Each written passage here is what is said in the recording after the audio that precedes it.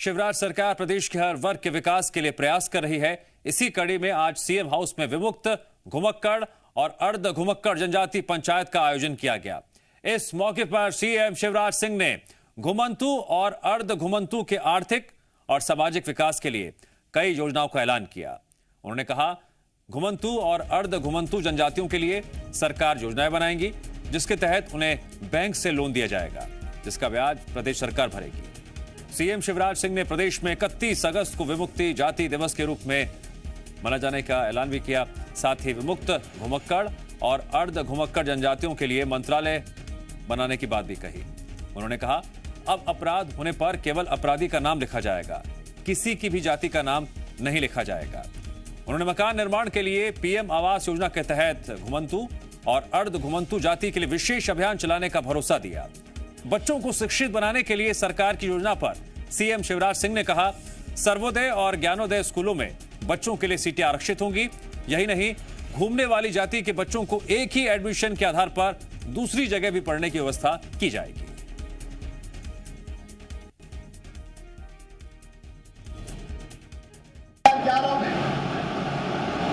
पहली बार पंचायत बुला के ये तय किया कि घुमंतु और अर्ध घुमंतु जातियों का अलग से मंत्रालय बनाया जाएगा।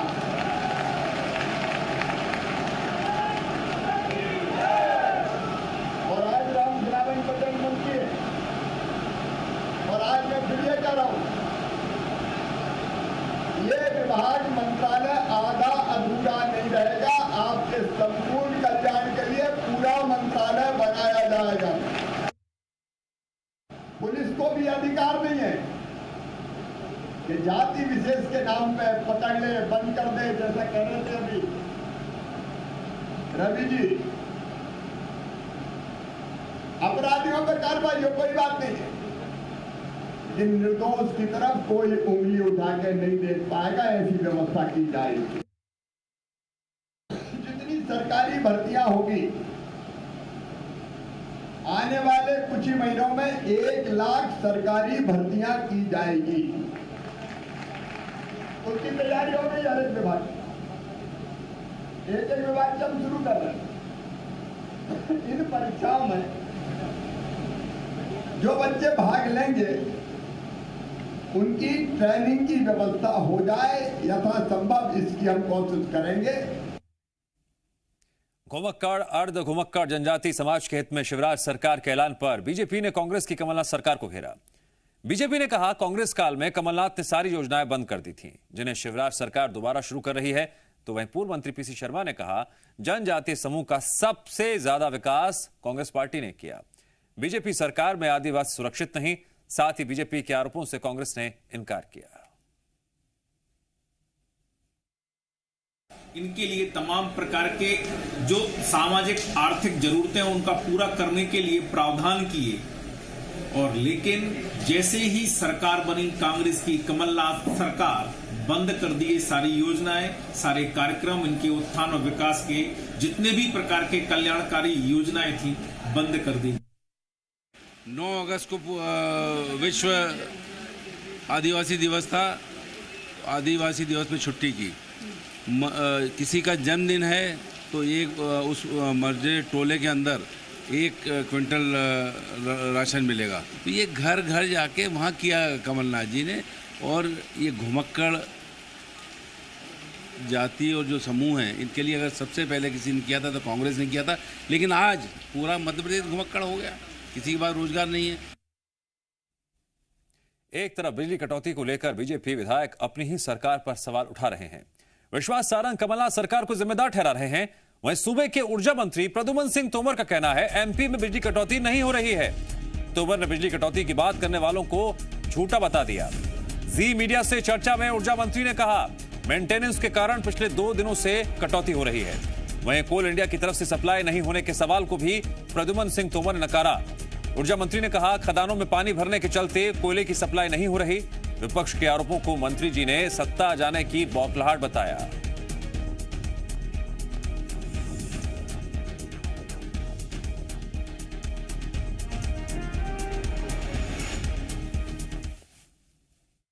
मैं जो साथी कह रहे हैं कि 18 घंटे कटौती हो रही है, उन साथियों से कहता हूँ उस गांव का नाम बताएं, उस फीडर का नाम बताएं जिस पर 18 घंटे कटौती हुई है।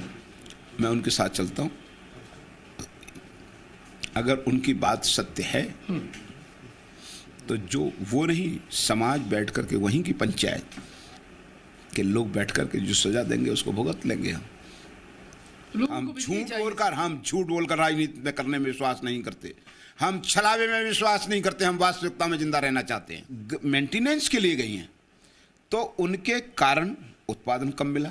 दूसरा, अवर्षा के कारण, जैसे आप देखिए जल नर्मदा में ये हमारे जो जितने डैम थे उनमें पानी था, वहाँ से कहा कि हमें पानी पीने के लिए और किसानों के लिए, कृषि के लिए चाहिए, तो वहाँ पे बिजली का उत्पादन जल से भी कम हुआ। मेरी ना हो, कुछ ना हो तो कुछ जगहों पे 1 घंटे से लेकर के 2 घंटे लाइट को हमके प्रभाव को रोका। कौन झूठ बोल रहा है? विपक्ष झूठ बोल रहा है। आप ही की पार्टी के विधायक हैं, राकेश गिरी सीएम को पत्र लिख रहे हैं, नारायण त्रिपाठी कह रहे हैं। झूठ कौन बोल रहा है? मैं पक्ष विपक्ष, मैं तो ये कह रहा हूँ कि जो भी साथी हमारा, हो सकता है कि कोई ऊर्जा मंत्री कोई चीज़ अपने प्रमुख सचिव से या किसी जानकारी में कोई अगर गलत लग रही है तो उसका पुष्टिकरण करना चाहिए ना मुझे। अब बिना पुष्टिकरण करे मैं कुछ भी टिप्पणी कर दूं, नहीं करना चाहिए। पूर्व मुख्यमंत्री कमलनाथ ने बिजली कटौती को लेकर सरकार पर हमला बोला। कमलनाथ के मुताबिक प्रदेश भर में बिजली की अघोषित कटौती जारी है। ग्रामीण क्षेत्रों में घंटों बिजली गायब रहती है। प्रदेश में कोयला का भी भारी संकट है, जिसकी वजह से बिजली उत्पादन प्रभावित हो रहा है। मांग और आपूर्ति में भारी अंतर है, जिसे स्वीकारने की बजाय सरकार झूठ परोसने में जुटी है।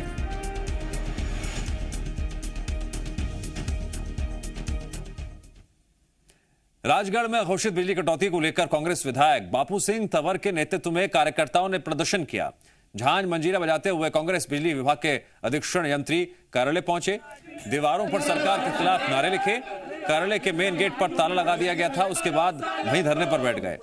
ताला लगाए जाने को लेकर किए गए सवाल पर बाबू सिंह तंवर ने कहा, 1 दिन पहले ही प्रदर्शन को लेकर सूचना दी गई थी, फिर भी बिजली विभाग के ऑफिस में बात करने के लिए कोई नहीं मिला, जिसके बाद ताला जड़ दिया गया।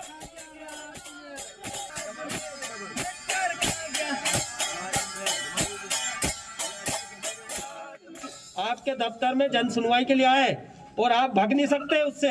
आपको इसका जवाब देना पड़ेगा, विधानसभा में जवाब देना पड़ेगा। आपको पता था कि हम आने वाले, और इसके बाद आप दफ्तर छोड़ के चले गए। और ये जनता, ये किसान जो आए, ये किससे बात करे बताइए? सारे बाबू भी समेट ले गए। और एक बाबू नहीं है, एक चपरासी नहीं है। ये बताइए। एक मध्य प्रदेश की सियासत में महाभारत कोई नई बात नहीं है, लेकिन इस बार जो महाभारत एमपी में हो रही है उसमें तो ओरिजिनल महाभारत के किरदार यानी कृष्ण और कंस की भी एंट्री हो गई है। तस्वीरें देखिए।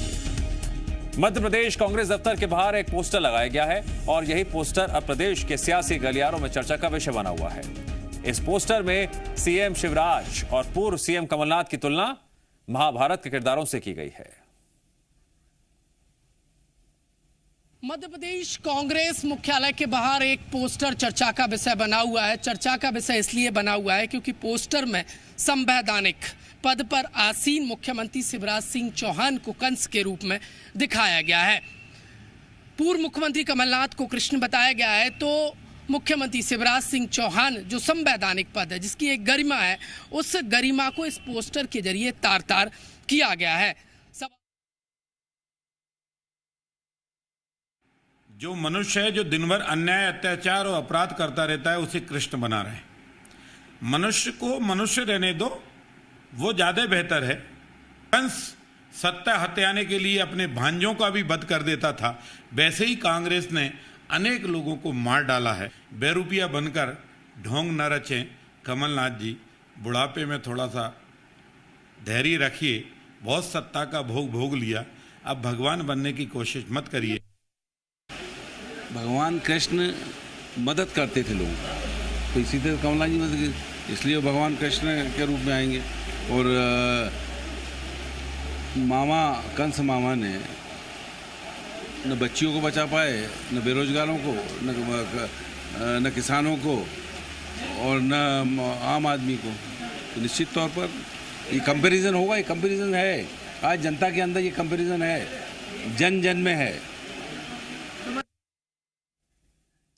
होशंगाबाद में अपराधियों के हौसले क्या इतने बुलंद हो गए हैं कि वो खुलेआम मारपीट करने से बाज नहीं आते और कानून उनके साथ कुछ कर नहीं पाता। ये सवाल इसलिए क्योंकि 3 युवकों की मारपीट के 2 वीडियो सोशल मीडिया पर वायरल हो रहे हैं। पहली घटना बुधवाड़ा गांव की बताई जा रही है, जहां मांगने पर पैसे न देने पर युवक की आरोपियों ने पिटाई की। उसी दिन इटारसी रोड पर रेलवे फाटक के पास मामूली बात को लेकर इन्हीं आरोपियों ने एक किन्नर के साथ भी मारपीट की। दोनों वीडियो 23 अगस्त के बताए जा रहे हैं। वीडियो वायरल होने के बाद पुलिस ने जांच शुरू की। पुलिस के मुताबिक एक आरोपी की पहचान कर ली गई है। जल्द ही कार्रवाई की जाएगी।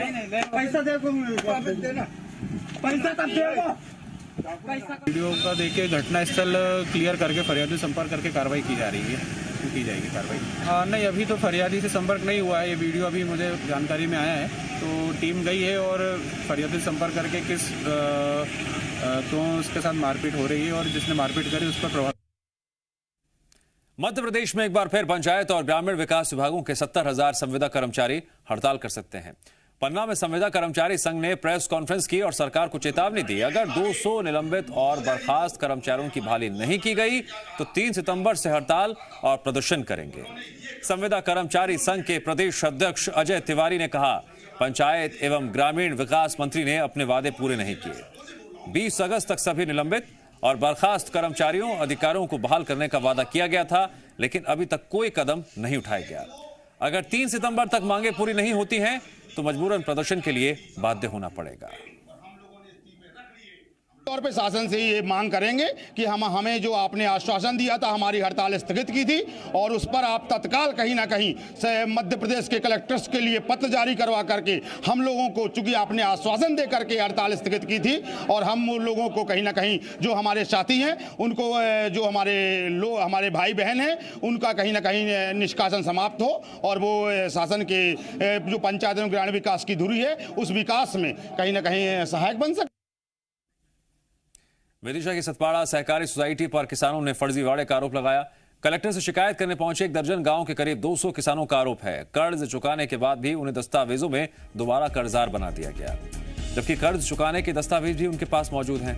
डिप्टी कलेक्टर को सौंपे ज्ञापन के साथ किसानों ने वो दस्तावेज भी उपलब्ध कराए जिसमें गड़बड़ी करके उनके साथ फर्जीवाड़ा किया गया। किसानों ने बताया, सोसाइटी के मैनेजर ने कुछ दिन पहले आत्महत्या कर ली थी। उन्होंने आशंका जताई मैनेजर की आत्महत्या और इस फर्जीवाड़े का कनेक्शन जरूर है। किसानों ने बताया कि कर्ज के चलते उन्हें अपनी फसल के लिए ना तो दोबारा कर्ज मिल पा रहा है और ना ही कोई और काम कर पा रहे हैं। हर एक किसान पर करीब 1 से 1.5 लाख का कर्ज बताया जा रहा है। राजस्थान में दर्दनाक हादसा हो गया जिसमें उज्जैन के रहने वाले 12 लोगों की मौत हो गई। दरअसल नागौर जिले में श्री बालाजी के पास ट्रेलर ने क्रूजर गाड़ी को टक्कर मार दी। इस हादसे में 12 लोगों की मौत हो गई जबकि 6 लोग गंभीर रूप से घायल हो गए। सभी मृतक उज्जैन की घट्टिया तहसील के ग्राम सज्जन खेड़ा और ग्राम दौलतपुर के रहने वाले थे। जानकारी के मुताबिक हादसे के वक्त 12 सीटर वाली गाड़ी में 18 लोग सवार थे। इस हादसे पर पीएम मोदी ने ट्वीट कर दुख जताया और घायलों के जल्द स्वस्थ होने की कामना की।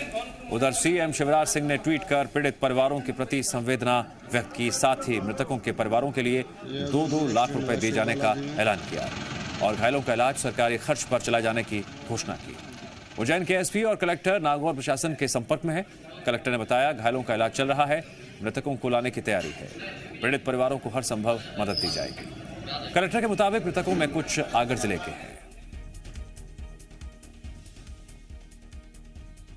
प्रधानमंत्री नरेंद्र मोदी ने ट्वीट करते हुए अपनी संवेदना जताई और कहा कि घायलों के जल्द स्वस्थ होने की कामना करता हूं।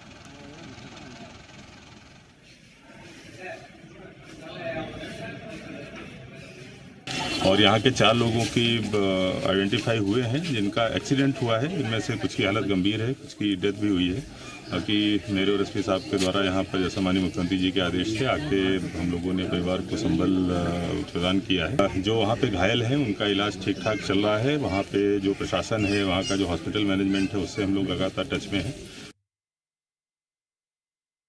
नागौर से संपर्क किया, घटना के संदर्भ में जानकारी ली है और उनका सबका इलाज वहाँ चल रहा है जो लोग हैं, और बाकी जिनके मृतक हुए हैं उनका यहाँ लाने की व्यवस्था के लिए एसपी नागौर से मेरा संपर्क हो गया है और मुझे लगता है अगले 1-2 घंटे में वो सब पूरी वहाँ की फॉर्मेलिटीज पूरी होकर सभी लोग यहाँ पहुँच जाएंगे।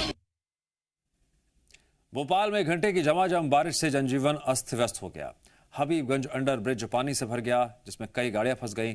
सिर्फ हबीबगंज ही नहीं बल्कि कई और जगह भी जलभराव से जुड़ी तस्वीरें सामने आई हैं। उसने लोगों की दिक्कतें और ज्यादा बढ़ा दी हैं। मध्य प्रदेश की राजधानी भोपाल में 1 घंटे की बारिश ने सड़कों को इस तरह लबालब भर दिया है। तस्वीरें रखिए, ये कोई नदी या नाला नहीं है, ये हबीबगंज स्थित एक अंडरब्रिज की तस्वीर है, जो यहाँ हर साल ऐसी स्थिति बनती है। देखिए, ये ऑटो एक जा रहा था जो अभी बिल्कुल अंदर ही घुसा था। इसके बाद स्थिति देखिए, पानी की गहराई का अंदाजा लगाइए कितना गहरा ये पानी है। ऑटो में इतने अंदर तक पानी घुस गया है और अब ऑटो चालक को ऑटो पैदल उतरकर खींचकर पीछे लाना पड़ रहा है। ये हर साल ऐसी स्थिति भोपाल के इस अंडरब्रिज पर बनती है। सीपीओ को लेकर सीएम ने बीते दिन नाराजगी जाहिर की थी और सीपीओ को बंद कर दिया गया। तो कहीं न कहीं इस व्यवस्था के लिए भी राजधानी परियोजना प्रशासन ही जिम्मेदार है, जो इस तरह की तस्वीरें लगातार सामने आ रही हैं। ये 2-4 दिन की बारिश नहीं है, ये सिर्फ आज की ही बारिश है और तस्वीरें हम आपको दिखा रहे हैं कि किस तरह से पानी सड़कों पर लबालब भरी हुई है। लोगों को परेशान होना पड़ रहा है। जो यहाँ पर लोग हैं वो सरकार को कोसते नजर आ रहे हैं। वीडियो जर्नलिस्ट अतुल जैन के साथ आकाश द्विवेदी, जी मीडिया भोपाल।